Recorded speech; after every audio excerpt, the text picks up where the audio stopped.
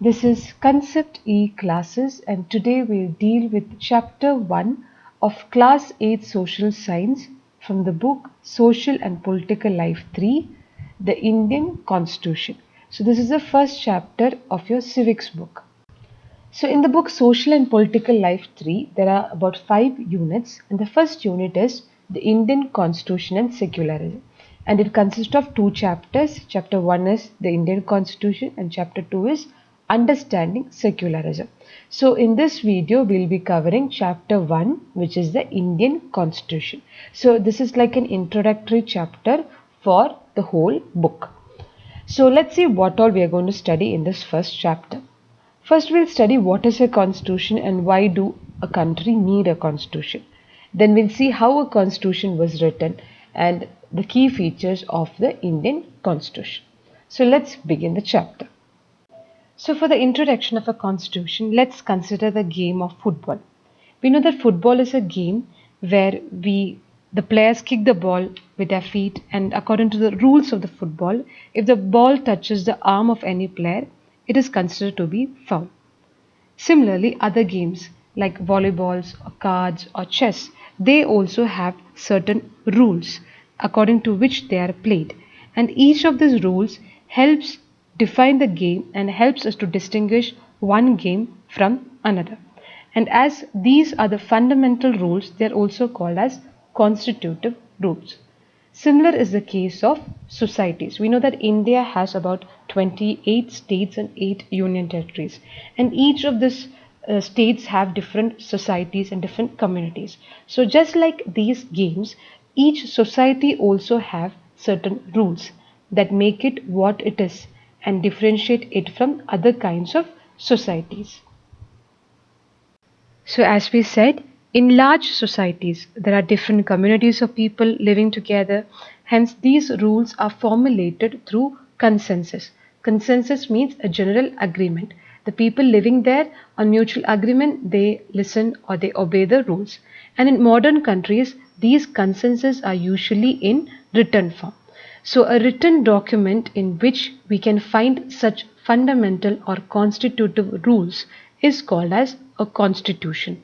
So we can define constitution as a document that lays down a set of rules and principles specifying the duties of the government, how the power is distributed and controlled, and the fundamental rights and the duties of the citizens.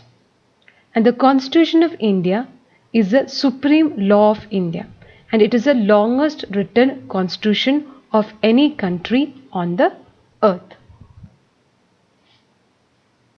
So we saw that a constitution is a written document of set of rules and regulations. Now who wrote this document? It was actually created by the Constituent Assembly of India. Now before independence in 1934, the Indian National Congress, they demanded for a Constituent Assembly, and between 1946 and 1949, the Constituent Assembly, they drafted a constitution for independent India. Now who are these people of Constituent Assembly? They are about 300 people elected to write the Constitution of India. We'll study more about this Constituent Assembly in the following slides. And the Constitution became effective on 26 Jan 1950, and that day we celebrate it as the Republic Day. And B.R. Ambedkar was the chairman of the drafting committee. This is actually a photo where the Prime Minister Jawaharlal Nehru is addressing the Constituent Assembly. And this is B.R. Ambedkar. He is known as the father of Indian Constitution. So we saw what is a constitution. Now let's see, why do a country need a constitution? Now all democratic countries have a constitution. Democracy means it is a form of a government in which people have the authority to choose the government. So all democratic countries have a constitution, but it is not necessary that the countries having a constitution are democratic. For example, we'll be studying the case study of Nepal. There, the Nepal had a constitution, but they were not democratic. Now let's see, why do a country need a constitution? The constitution actually serves several purposes. Firstly, the constitution tells us what the fundamental nature of a society is. That is, we know that our country is made up of different communities of people, and all these people, they have different types of beliefs, religious as well as ethnic beliefs. They share upon certain beliefs, but they not necessarily agree upon certain issues. The Constitution, therefore, helps to serve a set of rules and principles that all the persons in a country can agree upon as the basis on the way in which they want their country to be governed. Or in simple words, we can say that if a country have a constitution, they could allow the people of different communities to live together in harmony. So let's understand more about the first point through the constitution adopted in Nepal. Until recently, Nepal was a monarchy. It was under the rule of the king. This was the last king of Nepal. And the previous constitution of Nepal was adopted in 1990, but the final authority rested with the king. That is, all the decision making was based on the king's opinion. So what happened? This previous constitution, it did not reflect any ideals of the people. So the people movement in Nepal, they fought for several decades to establish democracy, and in 2006 they finally succeeded. So these are the images where the people movement for democracy in 2006. So the people had to write a new constitution, as the old constitution didn't reflect any ideas. So a new constitution was adopted so as to bring a new society with new ideals. Secondly, the constitution defines the nature of a country's political system. For example, in the Nepal's earlier constitution, the country was ruled by the king and his council of members, and all the decisions were taken by the king. But in countries that have adopted a democratic form of government, the constitution governs the decision-making process. How here in democracy, we the people choose our leaders so that they can exercise the power on our behalf. However, there is a possibility that these leaders might misuse their authority. Let's consider a classroom demonstration that dictates the misuse of authority. Here, the boy is a class monitor and he is a bully, and is simply picking on a child who was studying. And when the teacher came, he said that this boy was disturbing the class. So the teacher gave a punishment to this child. So here what happens? Because of the misuse of the authority of the class monitor, it resulted in the gross injustice. So this also happens in a democratic country. So the constitution often lays down certain rules that guard against this misuse of authority by our political leaders. The constitution also ensures that a dominant group does not use its power against other less powerful people. So let's understand more about this through another classroom demonstration. So here in the classroom, the boys want to play cricket and the girls want to play basketball. So the teacher took votes for which game they should play, and finally the boys won, as majority of the class was boys. So the game that they selected to play was cricket. So here what happened? The minority was dominated by the majority. Such unhealthy situations can occur in democratic society as well. But the constitution, it precisely prevents such type of tyranny or domination by the majority over minority. The constitution also saves us from ourselves. How? At times we might also feel strongly about an issue that might go against our larger interest, and the constitution helps us to guard against this. For example, here if we take another example of a girl, she has a test tomorrow and she have to study 2 chapters, but she also want to watch her favorite program. So here she is under a confusion. So she go and ask her parents to please off the television such that she would not be tempted to see the TV. So she finally went to her room and she studied for the exam, and the next day she was able to complete her test very nicely. So constitution helps us to protect us against certain decisions that we might take that could have a very serious effect on larger principles that the country believes in. Let's take another example. Sometimes in a democratic country we might come to a strong feel that the party politics is very bitter and we need a strong dictator to set this right. And based on that emotion, we might not realize that dictatorial rule also goes against their interest. So a good constitution does not allow these whims to change its basic structure. So from all these discussions, we understood that the constitution plays a very important role in the democratic country. Now let's understand the key features of Indian Constitution. So under the British rule, the Indians were always forced to obey the rules that they had a very little role in making. And the long experience of authoritarian rule under this colonial period convinced the Indians that they should free India and the India should be democratic, where all the people should be treated equally and be allowed to participate in the government. So the Indians had to work in ways in which a democratic government should be set up in India and the rules that would determine its functioning. So for this, a group of around 300 people were elected and they became the members of the Constituent Assembly in 1946, and they met periodically for the next 3 years to write the Indian Constitution. So the Indian Constitution was written by this Constituent Assembly in 1946. And these members of the Constituent Assembly had a huge task before them. The country was made up of several different communities who spoke different languages, belonged to different religions, and had distinct cultures. And the partition of the country into India and Pakistan was also imminent at that time. So all of these issues played on the minds of the members of the Constituent Assembly as they drafted the Constitution. And finally, they gave a document that reflected a respect for maintaining diversity while preserving the national unity as well. And Dr. Baba Sahib Ambedkar was the father of the Constitution, and he also helped the scheduled castes as well. Now let's see what are the key features of Indian Constitution. They are federalism, parliamentary form of government, separation of powers, fundamental rights, and secularism. So let's see each of these features briefly. The first one is federalism. The federalism refers to the existence of more than one level of government in the country.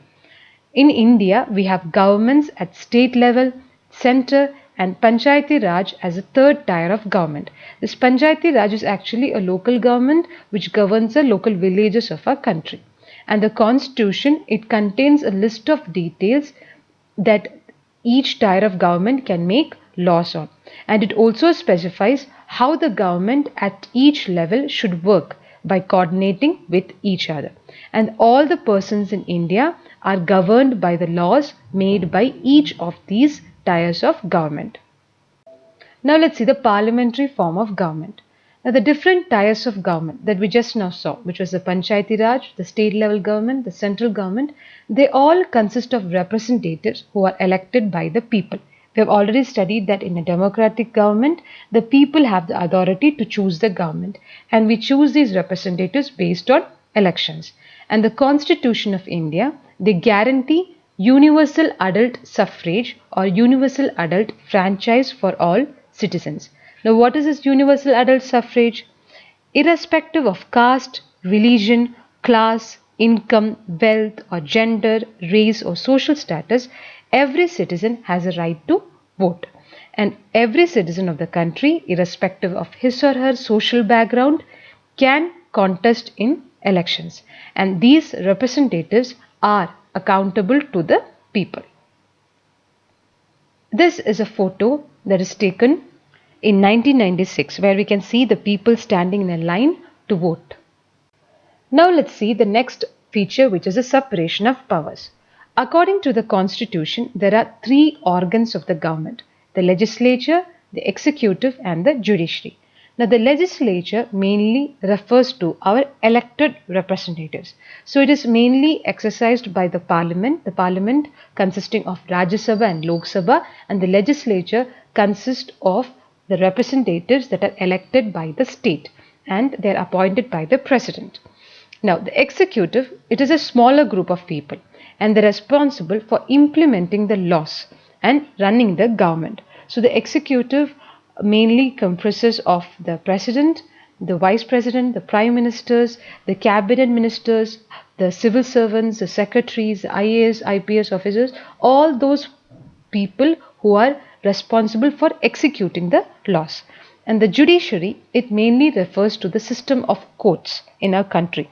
We have Supreme Court, High Court at the state levels, district courts and session courts at district level.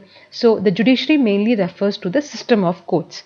And we'll study more about this legislature and judiciary in the following chapters. And in order to prevent the misuse of power by any branch of the government, the Constitution says that each of these organs should exercise different powers. Now let's see the next fundamental feature, which is the fundamental rights. The fundamental rights are often referred to as the conscience of the Indian Constitution, and these are the rights given to the people to protect them against the arbitrary misuse and the absolute exercise of power by the state. Now let's see what all are the fundamental rights in the Indian Constitution. We have about 6 rights, and under these rights there are different articles as well. We learn more about these rights and articles in detail in higher classes. Now we'll just have to understand what all are the rights. So the first right is right to equality. All persons are equal before the law. This means that all the persons shall be equally protected by the law of the country. It also states that no citizen can be discriminated against on the basis of their religion, the caste or sex, and every person can have access to all the public places like playgrounds, hotels and shops. The state cannot discriminate against anyone in the matters of employment as well, and the practice of untouchability has been abolished. The second is the right to freedom. This includes the right to freedom of speech and expression, the right to form associations, the right to move freely and reside in any part of the country, and the right to practice any type of profession, occupation or business. Now, the third right is right against exploitation. The Constitution, it prohibits most of type of exploitations like human trafficking, forced labor and employment of children under the age of 14. Fourth one is right to the freedom of religion. Religious freedom is provided to all the citizens. Every person has the right to practice, profess and propagate the religion of their choice. Fifth one is cultural and educational rights.